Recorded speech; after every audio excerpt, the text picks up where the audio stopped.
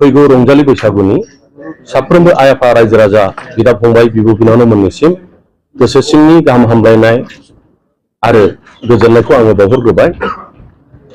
दिनै आङो बे प्रेसमेलनि गेजेरजों आंनि माखासे बाथ्राफोरखौ बुंथिनो आं सानदों।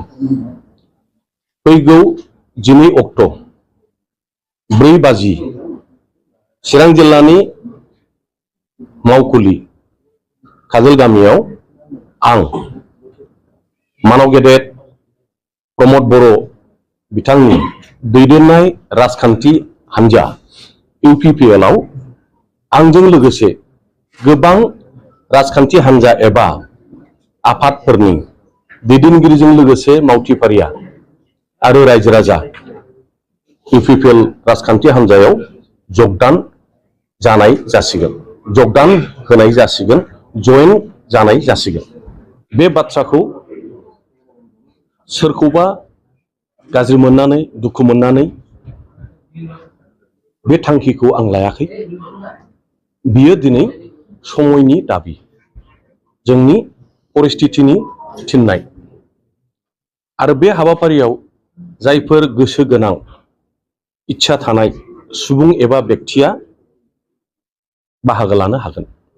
सोर मा बुंदों बुङाखै थांखांनाय बाथ्रानि सायाव आं बांद्राय कमेन्ट्स होनो बायो आरो नोंथांमोनहा मालाबाबो आंखौ बिदि बुंनाय थरख' बिथरख' नुवाखै। जोङो एसे सिगांथिंसो नायनायनि थाखाय प्रयजन दं।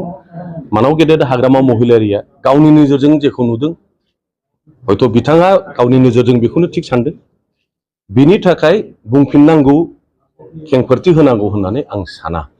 आं एसे सिगाङावबो बुंखांबाय जे माहारिनि गावस्रानायनि थाखाय गोरोबलायनायखौ जाहैनि थाखाय इमादानिल' खोथा नङा आरो सोरहाबा बेबायदि आं होबथानायनि प्रमान दंब्ला आङो निजे क्षमा बिगोन।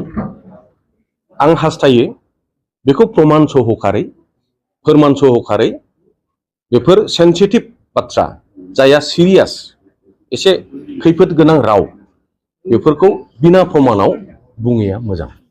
बिफेबाबो थागोन, बिफेबा जे जोबथारगोन बेथ' जानो हाया।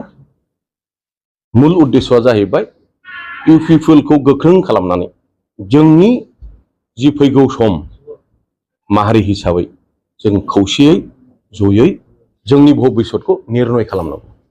बियो दिनै समयनि थिननाय। नै दा जि आङो प्रेसमेलनि गेजेरजों बुंबाय बे बाथ्रानि जेबो ओंथि गैला। बेखौ नोंथांमोनहा दा हमनो हाबाय, मोनदांबाय।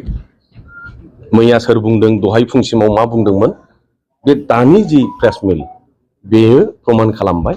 आरो बे बुंनाय बाथ्राफ्रा जेबो रिलिभेन्सि गैला, ओंथि गैला, मिनिं गैला।